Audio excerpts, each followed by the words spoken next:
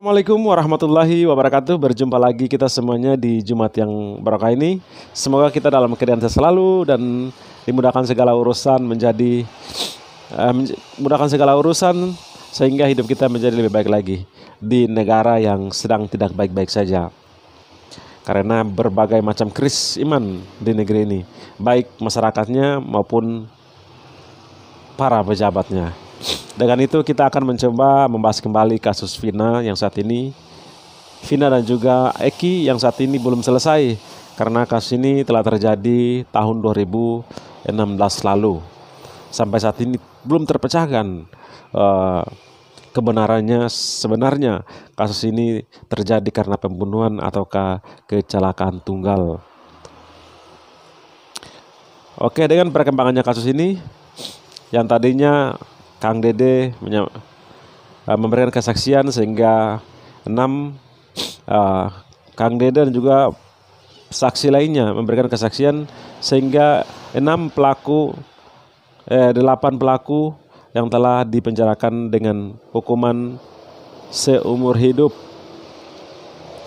Namun saat ini perkembangannya kasus ini, Dede mulai mengungkapkan kebenarannya karena katanya kesaksiannya dulu karena dipaksa oleh Pak Rudiana atau Bapak Eki. Menurut dugaan saya kasus ini terjadi karena kecelakaan. Kenapa? Kecelakaan lalu direkayasa seakan-akan terjadinya pembunuhan dan pemerkosaan. Kenapa seperti itu?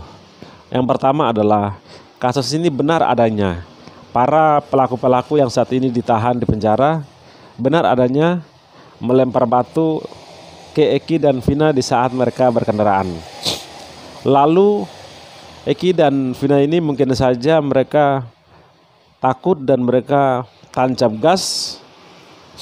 Setelah di perjalanan dengan kecepatan tinggi mereka terjadi kecelakaan. Di situ mungkin saja terjadinya meninggal dunia di tempat dan katanya si Vina juga masih hidup yang dibawa ke rumah sakit dan meninggal di rumah sakit. Nah setelah itu karena kasus sudah terjadi, otomatis sebagai orang tua pasti akan mencari kebenaran dari kasus ini, apakah kecelakaan atau tidak. Karena mungkin mereka sudah ketahui bahwa kasus ini terjadi karena kecelakaan, lalu mungkin saja Pak Rudiana ini merekayasa kasus ini. Karena ada kesaksian lain menyatakan, iya kita melihat mereka melempar batu tersebut sehingga Eki dan itu lalu dari penyebab itu sehingga mereka jatuh. Sehingga Pak Rudiana ini mulai merekayasa kasus tersebut mungkin saja dengan pemukulan dan juga pemerkosaan. Seperti itu. Mungkin saja kasusnya seperti itu. Jadi lalu Pak Rudiana ini memerintahkan saksi-saksi yang melihat orang yang melempar batu, anak-anak yang melempar batu ini, lalu merekayasa bahwa mereka adalah pelaku pembunuhan dan juga pemerkosaan. Karena dengan tindakan mereka terjadinya kecelakaan. Jadi mereka rekayasa kasus ini seakan-akan terjadi pemukulan dan juga pemerkosaan. Dari situ mereka mungkin saja Pak Rudiana ini memaksakan saksi-saksi ini bahwa kalian harus mengikuti perintah saya dan harus menyatakan kasus ini terjadi karena pemukulan dan juga pemerkosaan. Yang tadinya mereka cuma ketahui, saksi ini ketahui cuman taunya mereka melempar batu dan menteriaki Vina dan juga Eki. Karena anaknya sudah meninggal, bagaimana cara anak-anak yang melempar batu ini diberikan hukuman yang berat? Bapaknya Eki membolak-balikan kasus ini menjadi kasus pembunuhan juga pemerkosaan. Itu mungkin saja terjadi seperti itu kasus tersebut. Itu menurut dugaan saya. Sehingga saat ini Pak Rudiana di sisi lain ini merasa sedih karena kehilangan anaknya sendiri, dan juga di saat ini dia merasa terancam karena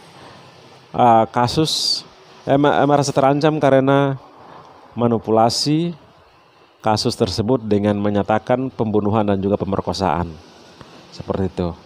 Karena dia menginginkan orang-orang yang melempar batu ini harus bertanggung jawab yang berat. Karena mengakibatkan lempar batu, anaknya takut kabur lalu jatuh di jalan. Sehingga bagaimana cara biar anak-anak ini lempar batu ini bisa dihukum yang berat dengan cara memanipulasi iya, seperti itu. Sehingga kasus ini berkembang seperti ini, sehingga beliau merasa sedih dan juga takut karena memanipulasi kasus ini sehingga seperti ini. Jadi menurut saya seperti itu kasus ini, dugaan kuat saya tentang kasus tersebut. Oke, cuman itu yang saya sampaikan di pagi ini. Semoga kalian bisa mendapat penang-penang lain untuk membongkar kasus tersebut. Oke, saya ucapkan terima kasih. Assalamualaikum warahmatullahi wabarakatuh.